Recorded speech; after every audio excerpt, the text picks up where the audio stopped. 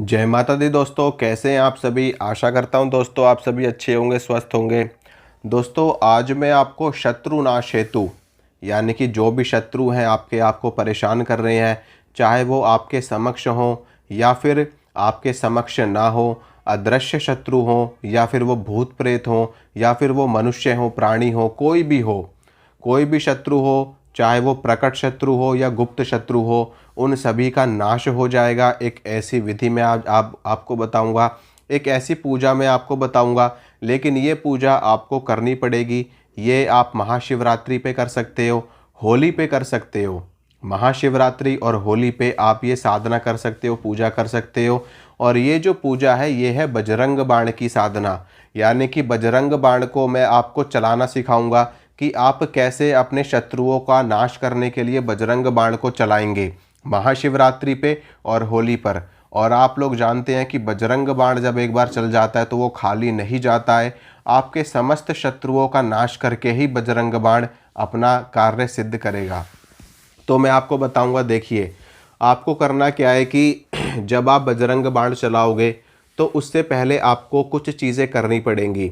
सबसे पहली चीज़ तो ये कि आपको जिस दिन आप ये प्रयोग करोगे यानी कि महाशिवरात्रि वाले दिन आप ये प्रयोग करोगे, तो महाशिवरात्रि से लेकर के 4 दिन पहले से, महाशिवरात्रि से लेकर के 4 दिन पहले से आपको ब्रह्मचर्य का पालन करना पड़ेगा। और 4 दिन पहले से ही आपको प्याज लहसुन का भी त्याग करना पड़ेगा। यानी कि एक तरीके से आप 5 दिन का आप ये अनुष्ठान ले सकते हो। 5 दिन तक आपको ब्रह्मचर्य में रहना पड़ेगा और 5 दिनों तक आपको प्याज लहसुन भी नहीं खाना है।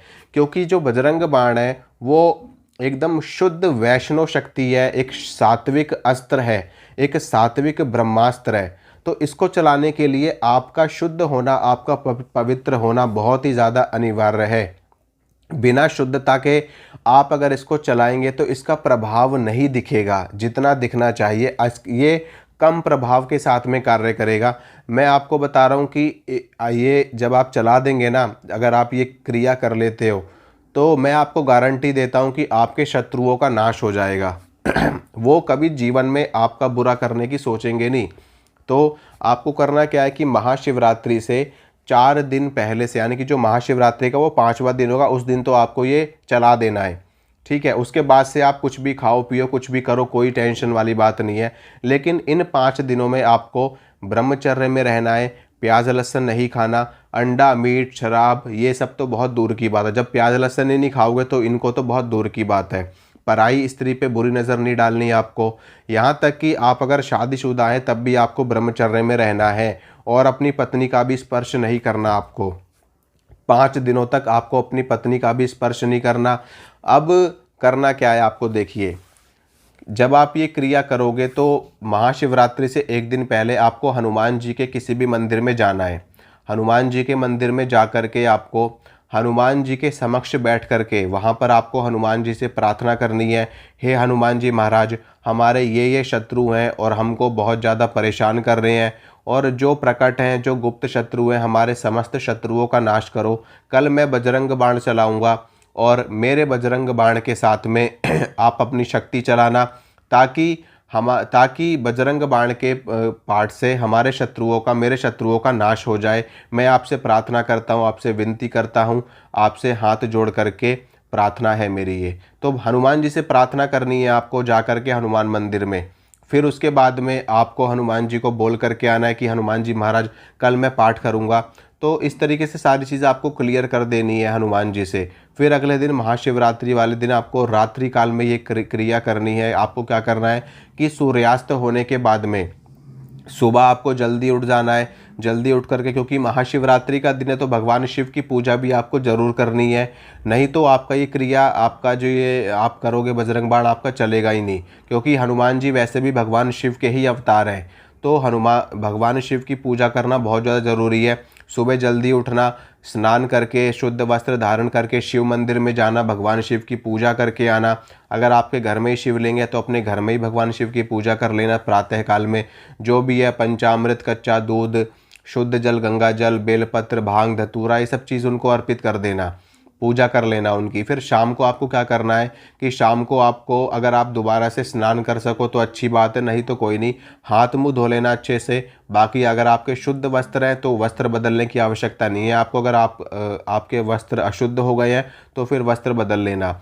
अब आपको क्या करना है कि हनुमान जी के सामने बैठ करके सबसे पहले तो आपको संकल्प करना है कि आप क्या कर रहे हो, क्यों कर रहे हो, क्या उद्देश्य है आपका। तो संकल्प में आपको सब कुछ बोल देना है, अपना नाम, अपने पिता का नाम, अपना गोत्र, बजरंग बाण आपको बोलना है, हनुमान जी से प्रार्थना करनी है, सब चीज़ आपको बोल देनी है। फिर उसके बाद में भगवान गणेश को प्रणाम करना है, भगवान गणेश से आपको अनुमति लेनी है, उनसे आज्ञा लेनी है। भगवान शिव को प्रणाम करना है, माँ आदि शक्ति जगदम्बा को प्रणाम करना है। तब उसके बाद में आप बजरंग बाण चलाएंगे।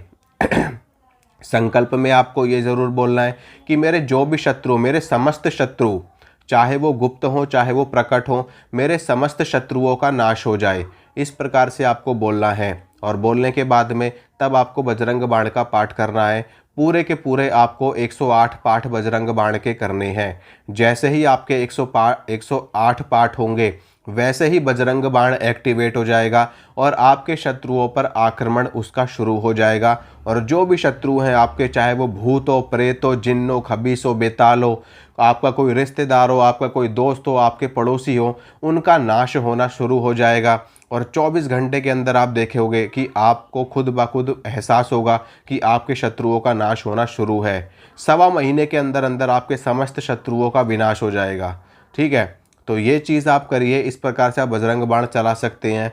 ठीक है, मैं इस मतलब बजरंग बाण चलाने से किसी की मृत्यु तो नहीं होगी, मृत्यु तो नहीं होगी, लेकिन उनको ऐसा दंड मिलेगा हनुमान जी की तरफ से। और अगर कोई ज़्यादा ही दुष्ट है तो वो हनुमान जी की मर्जी है कि वो उसके साथ में क्या करेंगे, समझ रहे हो। अगर कोई ज़्यादा ही दुष्ट है, उस वो व्यक्ति सबको ही दुखी करता है, सबको ही परेशान करता है, सबको ही उल्टा सीधा बकता है, तो उसका समझ लो कुछ भी हो सकता है उसके साथ, तो कुछ भी। अब कुछ भी में आप समझ सकते हो कि कुछ भी हो सकता है, मृत्यु भी हो सकती है उसकी। तो और हनुमान जी के ऊपर निर्भर करता है कि हनुमान जी उन लोगों को किस किस प्रकार का दंड देते हैं। दंड सबको मिलेगा और वो व्यक्ति फिर दोबारा से आपका बुरा करने की नहीं सोचेगा, चाहे वो भूत हो, प्रेत हो या कोई भी चीज़ हो। तो ये चीज़ आप ध्यान में रखना। और बिल्कुल हनुमान जी को भोग प्रसाद ज़रूर आपको देना है।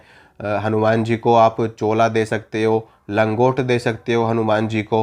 हनुमान जी को लाल रंग की वो जो भगवे रंग का जो वस्त्र होता है वो आप हनुमान जी को अर्पित कर सकते हो। स्वापी दे सकते हो, अंगोछा दे सकते हो। तो जो भी आप अपने श्रद्धानुसार, अपने भाव के अनुसार हनुमान जी को सामग्रियां अर्पित करोगे। नारियल आप हनुमान जी को चढ़ा सकते हो, बूंदी के लड्डू चढ़ा सकते हो, चूरमे का भोग आप हनुमान जी को लगा सकते हो। तो ये सब चीज़ें ना, देखिए ये सब चीज़ें अपने ऊपर निर्भर करती है, हमारा भाव कैसा है, हमारी भक्ति कैसी है, हमारी सेवा कैसी है, और मतलब कि आपकी अपनी श्रद्धा कैसी, आपका सामर्थ्य कैसा है। सबसे ज़्यादा निर्भर आपका सामर्थ्य करता है कि आपका सामर्थ्य कैसा है। अगर आपके पास में कुछ भी नहीं है चढ़ाने के लिए, कुछ भी देने के लिए नहीं है, तो नॉर्मल सा आप 2 बूंदी के लड्डू ला करके चढ़ा दो हनुमान जी को। 10 रुपये के 2 बूंदी के लड्डू आ जाएंगे, वो आप हनुमान जी को चढ़ा दो।